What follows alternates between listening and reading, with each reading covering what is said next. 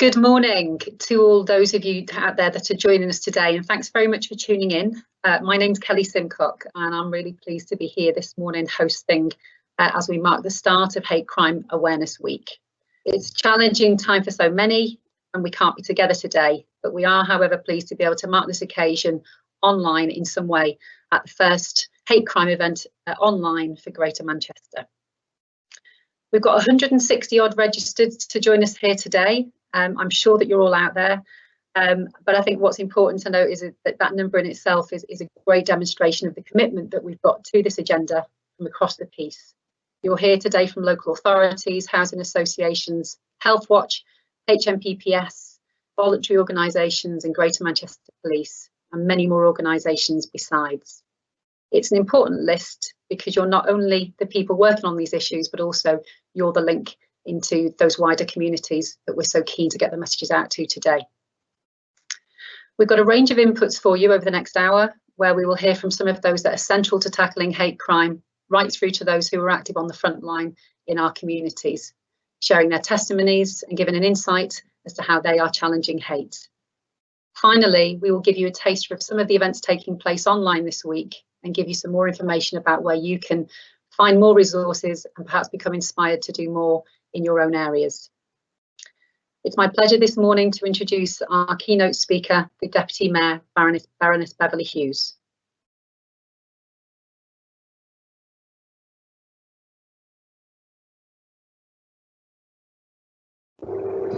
Thank you very much, Kelly, and good morning also from me.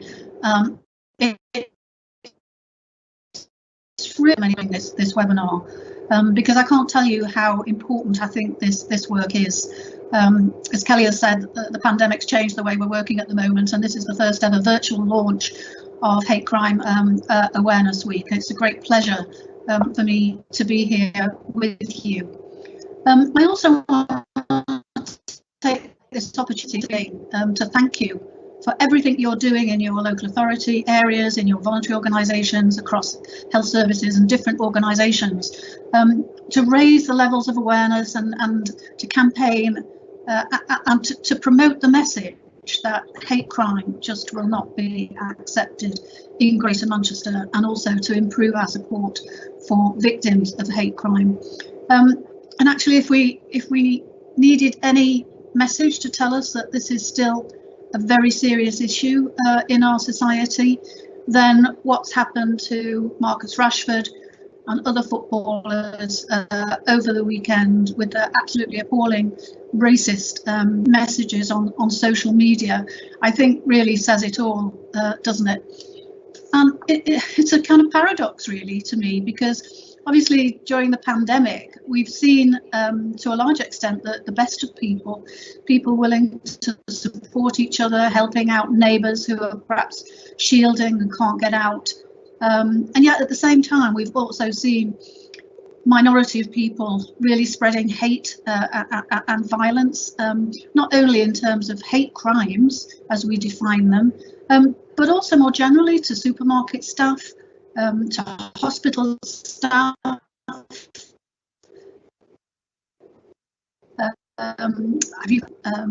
vaccination centres recently, photographing people in a very intimidating way. It's just not acceptable. We're all proud of the diversity we've got in Greater Manchester, but there's a minority who want to spread hate and division and prejudice. And, you know, we will not tolerate that. The impact on individuals is really serious. You know, when you experience that kind of hate, to me, it's a form of terrorism, because you don't know when it's going to happen again. And it's an ugly stain, I think, on our society. So the work that we're all trying to do to prevent hate crime, to challenge, to support victims, that is really so important. And it's through the partnership that work's going on, and through the partnership we developed with you the plan, the Greater Manchester Plan to tackle hate crime, that was published towards the end of last year. And that's about understanding better what this phenomenon is and building on the strengths that we've got to our work. The plan's got 4 priorities: raising awareness, which is the kind of campaigning that you've all been doing, improving support for the victims of hate crime, doing that and raising awareness in organisations that can provide that support. Increase the reporting of hate crime. This is so important because we know that the reports that are made to us are really just the tip of an iceberg, and we don't know how big that iceberg is. So improving the routes in for people to report hate crime when they've experienced it, and to reassure them that that will be taken seriously, is tremendously important. And finally, to see if we can do some of the things that might prevent hate crime, not only education in terms of schools and so on, but also, you know, tackling some of those groups of people who engage in hate crime. This plan is supported by all of you, by all of the local leaders of our local authorities and other organisations in the public and the private sector. And it also touches some of the initiatives the Mayor's undertaken recently. So our Shared Futures programme for the Greater Manchester Travel Safe Partnership too, it's embedded in their work, and also the Greater Manchester Health and Social Care Partnership. It's integral to the work of the various inequality panels that the Mayor has set up: the LGBT, the Race Equality Panel, and the Panel for Women and Girls. And those panels will also pay great attention to hate crime. Another development that I'm working on at the moment is the completion, I hope shortly, of the gender-based abuse strategy, and I'm really determined to do what I can to see misogyny recognised as a hate crime, and I hope the Law Commission that's been looking at this for some time come forward with that recommendation. But even if it doesn't, I'm going to see what our police force can do in relation to misogyny, because I think that's a huge area which at the moment we can't act on because it's not embraced by that legislation. So although we can't meet together in real life today, coming together, albeit virtually, is really important. It's a really strong statement of how important that we regard this work, that we make that statement together, that we listen to each other, and spend some time today and also during the course of this week learning about what's happening elsewhere and seeing if that presents lessons for us to develop our own practice in our own locality. I hope you'll hear Umar Khan, Chief Superintendent Umar Khan, shortly. He's done a video because he had problems connecting. Martin Goldman from CPS, I hope Martin can join. He was having some difficulty, but he was going to tell you, and will I hope in some way, about an important pilot, a joint pilot in Bolton between the local authority and the CPS around hate crime and how that's handled, and that's shown really, really impressive results. And you'll also hear today and throughout the week about the many projects that are going on to try and take this work forward. So look, thank you very much for joining us this morning. As I say, although we can't meet together, I think it's such an important statement of meeting in this way, continuing to talk about this issue, showing the wider world the work that we're doing, and thereby really challenging the appalling act of hate crime and helping hopefully at some point to eradicate it from Greater Manchester. Thank you very much.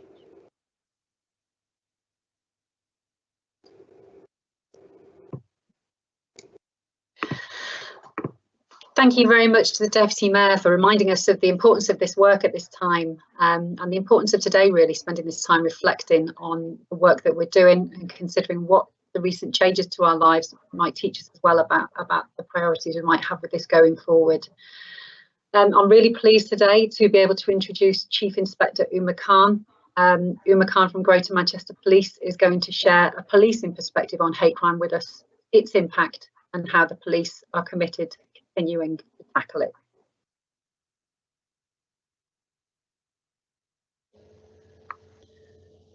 hate crime has a significant impact on victims' life and well-being, and it can also have a damaging effect on our communities. Everyone has the right to live their lives without fear of being attacked, either physically or verbally. And this is why tackling hate crime is a real high priority for Greater Manchester Police. For me, hate crimes are particularly shocking because they're often motivated by the perpetrator's prejudice and/or hostility to victims' disability, race, religion, sexual orientation, or transgender identity, or any of these perceived factors.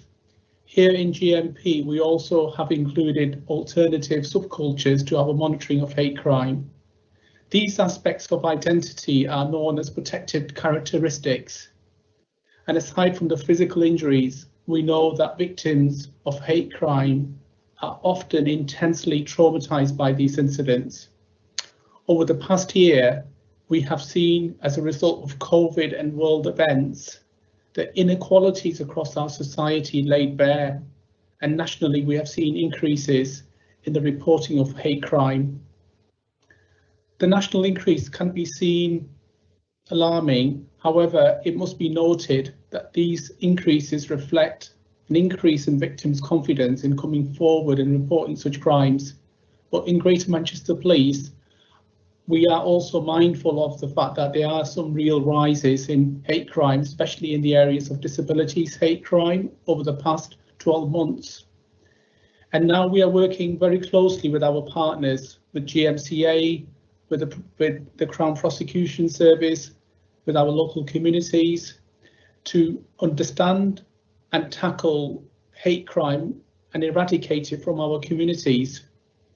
We will take all reports of hate crime and threats seriously, and we will take any action necessary to help protect victims and bring perpetrators to justice. But we also believe with Greater Manchester Police that there is more that we can do to improve our response and improve our service to the victims.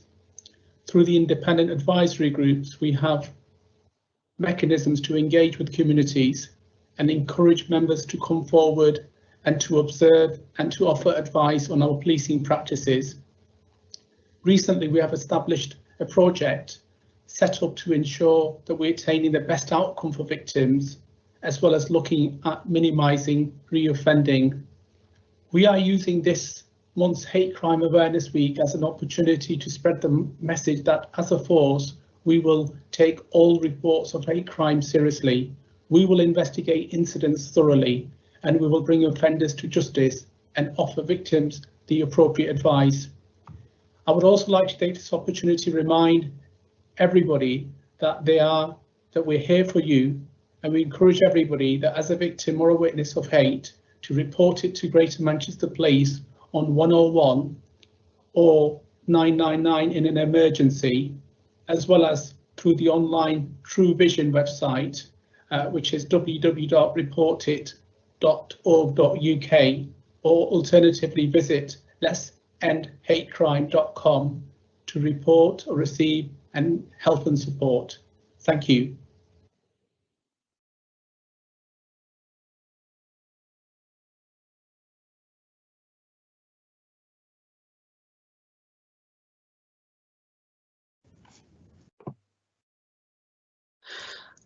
Many thanks there to Uma for highlighting the important work that the police, of course, continue to do on this subject, but I think importantly the partnership work as well that they're doing now with the Crown Prosecution Service.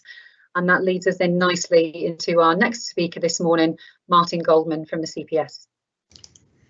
Morning everyone, thank you for inviting me in. It's always pleasing to go third, not having shared what I was going to say with others, if only because the message that I want to give today as well is a very similar one. It shows how we're all on the same page, because the main thrust of my presentation today is going to be that to support communities in dealing with hate crime, it's really important that hate crime is reported and reported every single time that a hate crime is committed.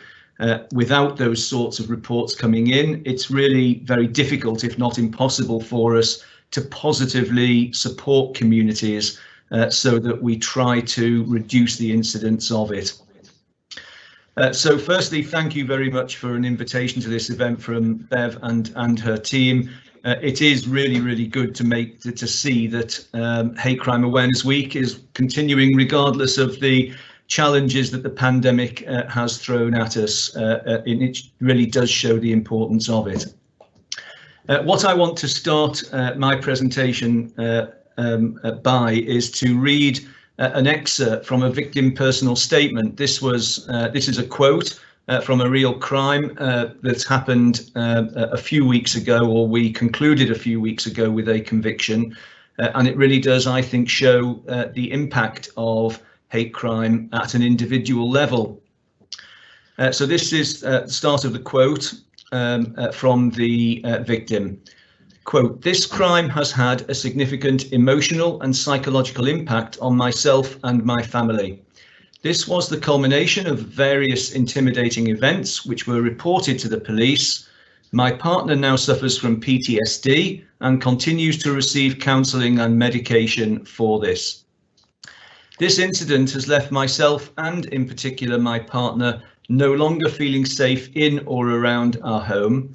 We are constantly looking over our shoulders and wondering if anyone is watching and waiting to cause more damage or threaten us. My partner often feels unable to leave the house and keeps doors locked at all times. A knock at the door causes concern and odd noises can create panic." Unquote. Sadly, I know, and I think many of you will be able to say that this is not an isolated experience, and you will recognise this from experiences that you have had either occasionally or on a more regular basis. And we all know, because Uma has said it and Bev has said it, that the impact of hate crime is significant, whether emotionally, physically, on the victim, on the family, on the wider community. And if we leave that unchallenged, then there's no doubt that it erodes communities and leaves a lasting impact on the individuals concerned, who are the victims of prejudice and hate.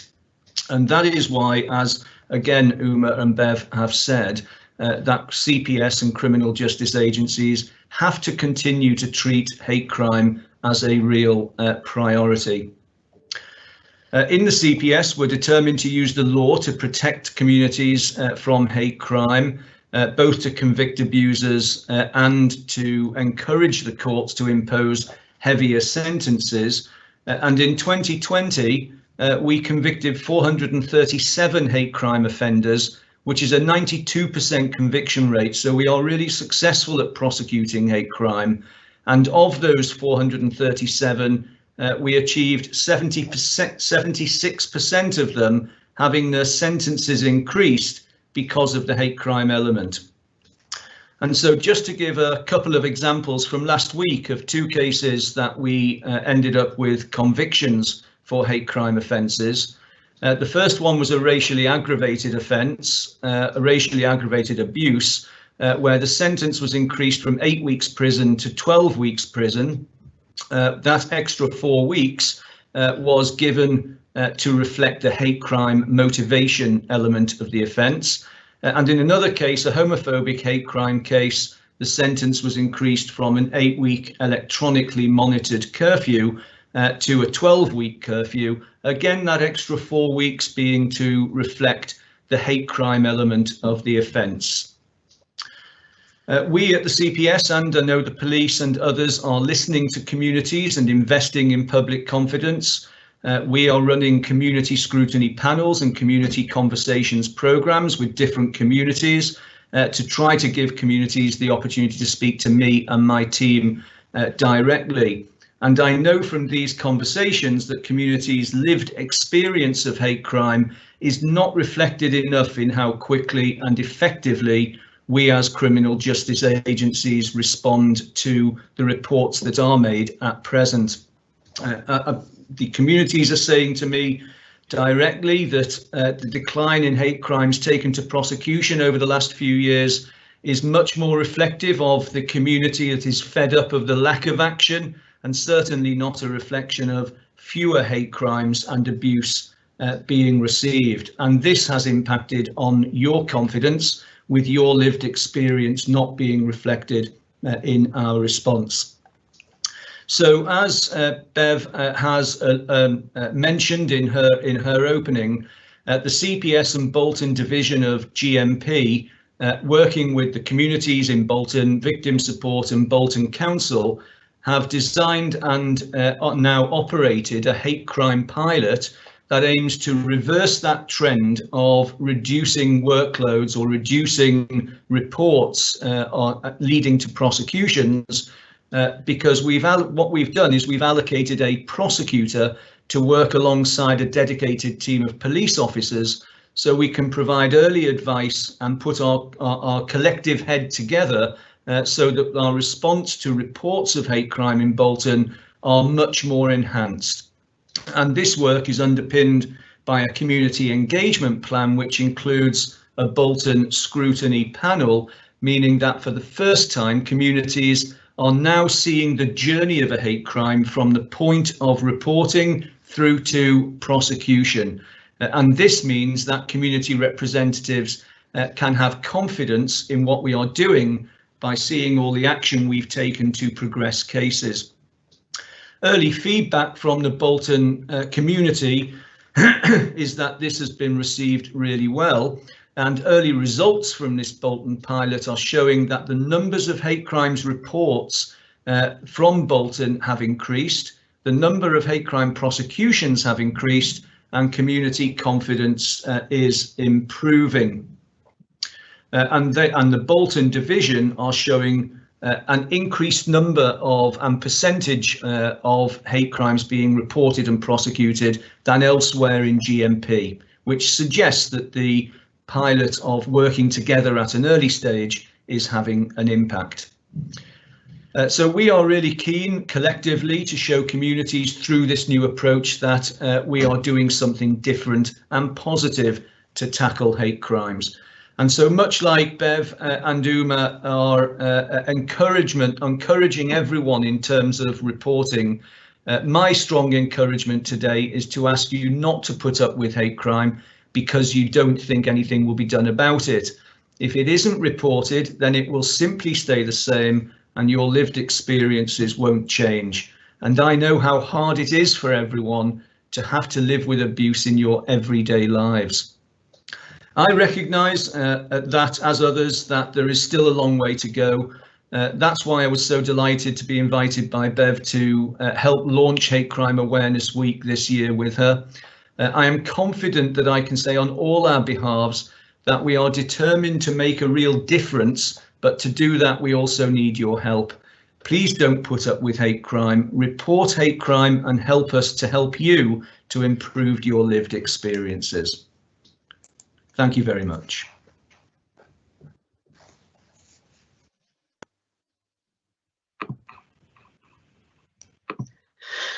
That's great. Thank you very much, Martin. And I think what's really positive is to hear that piloting that close collaboration at an early stage between police and the CPS and partners is not only doing something different, but is also having an important impact.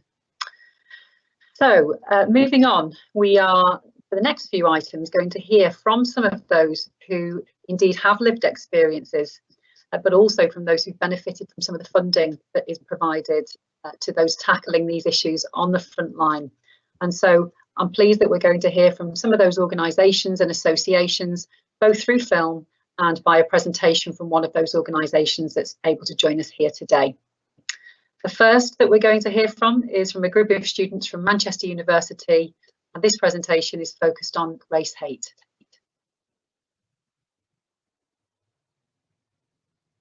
She instantly said, no, no, no, no, no. I don't think someone like you can achieve a first class. I think it's super unrealistic and I feel like you should set your goals much lower. So she went onto Facebook and commented on one of my sports team photos that I look like a piece of shit because of how dark my skin was. He basically produced a lot more saliva than you usually would when you're speaking.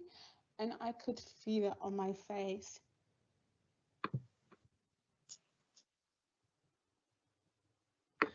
It's made me feel quite isolated in my own school for a while, and it really did take a knock on my confidence for quite some time as well. Honestly, this made me feel disgusted and dehumanized, because why would you treat another human being that way? I definitely felt really helpless, because how could I complain about this? Because a lot of people don't really understand what microaggressions are, whether it is racism or it isn't.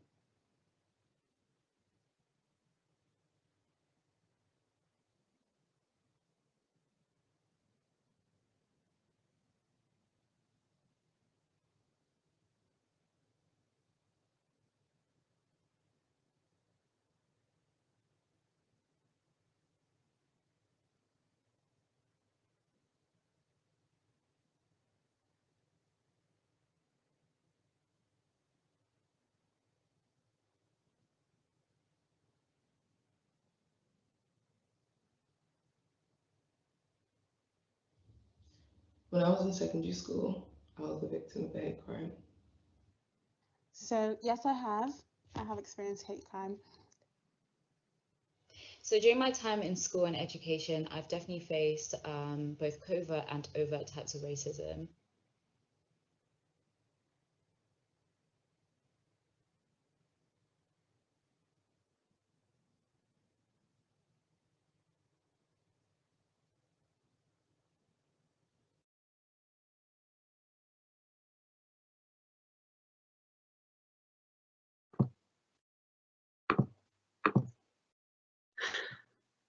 Many thanks to the students of Manchester University who remind us of some of the awful challenges that our students face on a daily basis. I'm pleased today that we have got Gary Harkness joining us from the LGBTQ Foundation. Gary is Community Safety Lead at the Foundation and is going to give an insight into some of the work the Foundation do and also the events that they'll be hosting throughout the next week. Good morning, and thank you for inviting me to the event. And I'm really pleased to say that, considering the current situation with the pandemic, it's still really important that events like this go ahead virtually, because it raises the awareness of the significance of hate crime and how it affects our communities.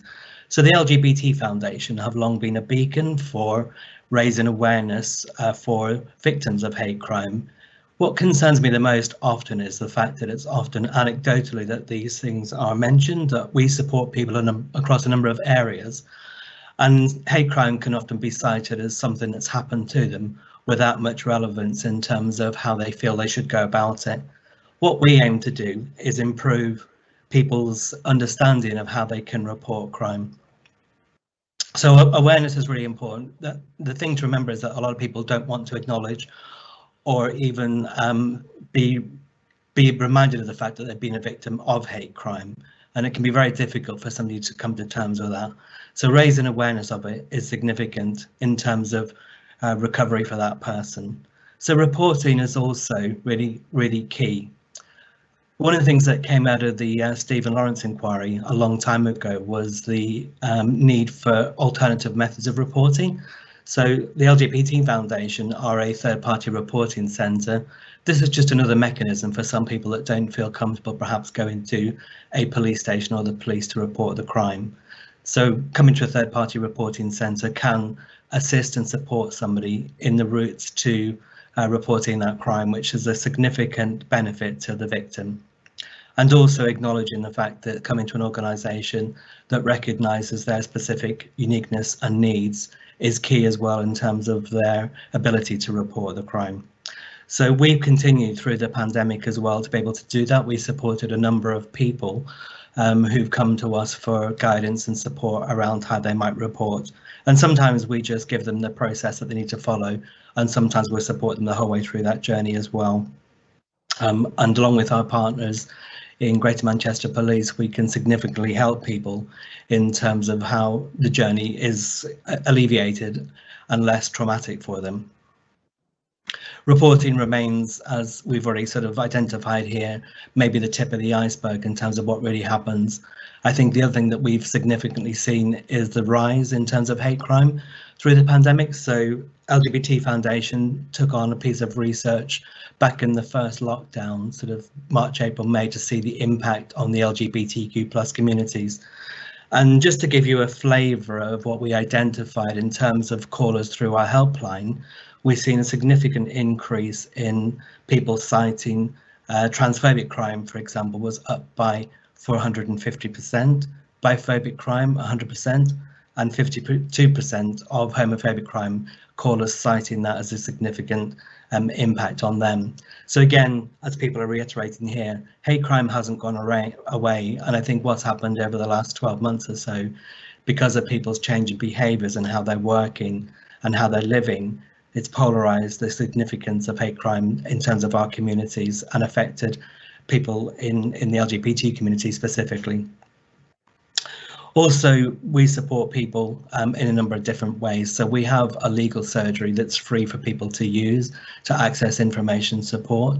And we've had a significant increase in that, around 22% of people accessing our legal surgery to get support specifically around hate crime.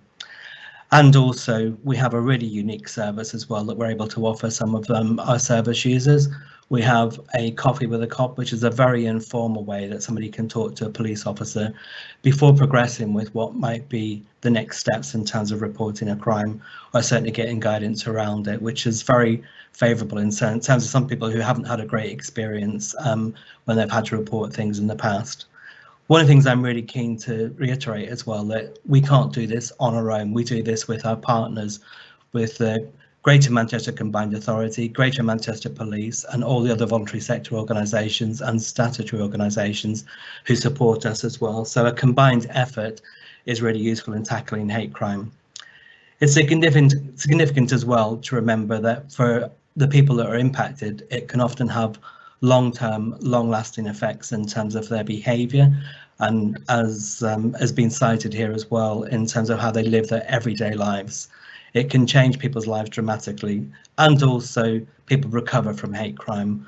I think the other thing I'd like to mention is restorative justice as well, because I feel one of the things to look at as well is the positivity that come out of changes in people's behaviours. So with education, with awareness, with all the mechanisms that are in place to support people through this, we can certainly change the lives of people for the better and make reporting hate crime and the support for hate crime much better for people who seek it.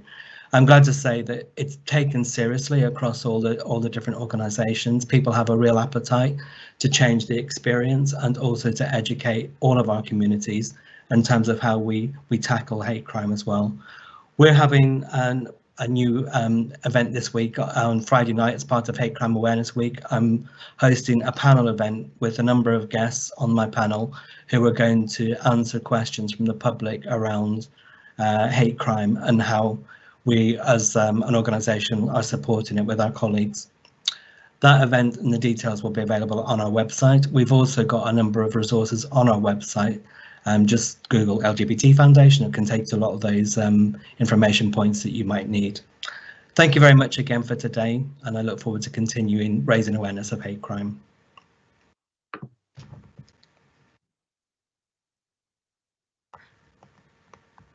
Thank you very much, Gary. I think so much in there, both messages wise, but also inspiring in terms of the work that you're doing at the foundation and the impact that it's having. And your panel event on Friday certainly sounds very interesting. I'm sure that many of us will be interested to tune in. Importantly, I think your communities that you're reaching out to. So without further ado, I'm really pleased that we're able to introduce the next contribution. Once again, this is beneficiaries of some of the funding, the hate crime funding that has gone out in the past year. And Future Directions are an organisation that focuses on working with people with disabilities. And they are here to share a short film with us that they have produced in recent times.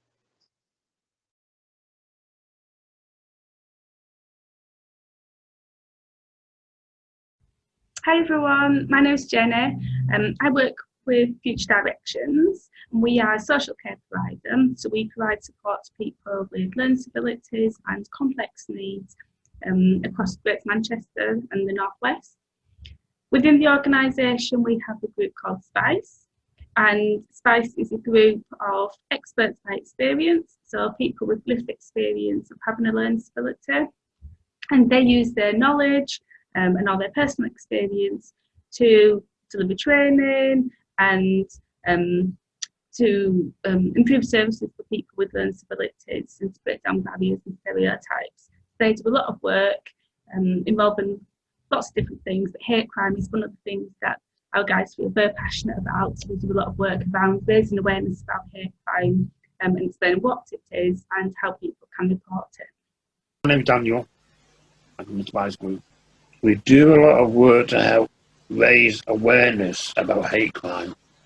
A lot of our members have been victims of hate crime before, and so they feel they're passionate about raising awareness and helping to stop it.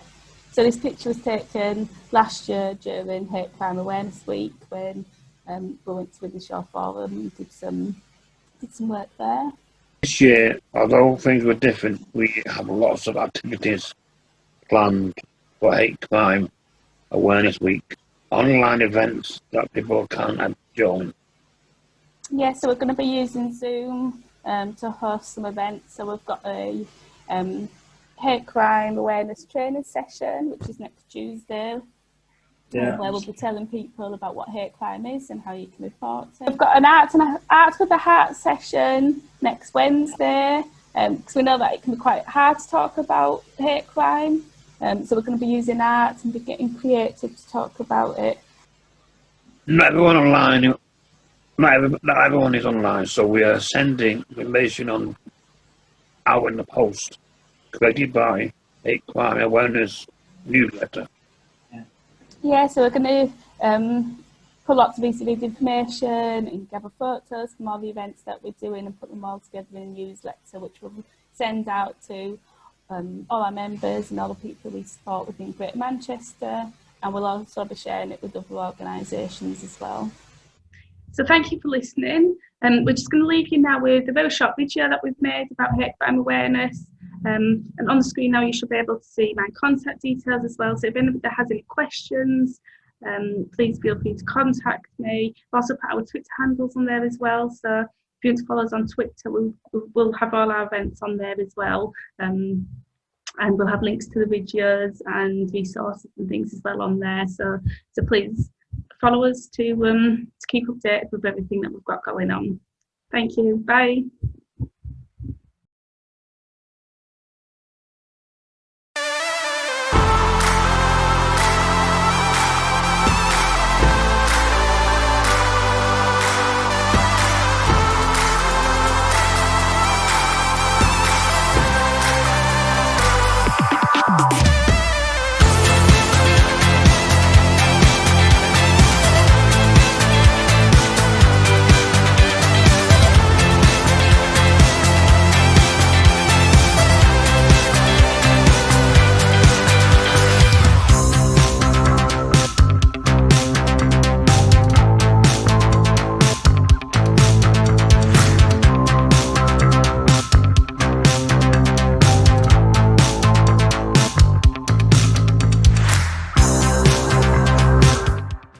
Thank you very much to Future Directions for that important film and presentation, and again, like the rest of our contributors today, showing us firsthand the importance of us continuing to work on these issues and to support the work to help groups like theirs to reach out to those who are impacted by hate.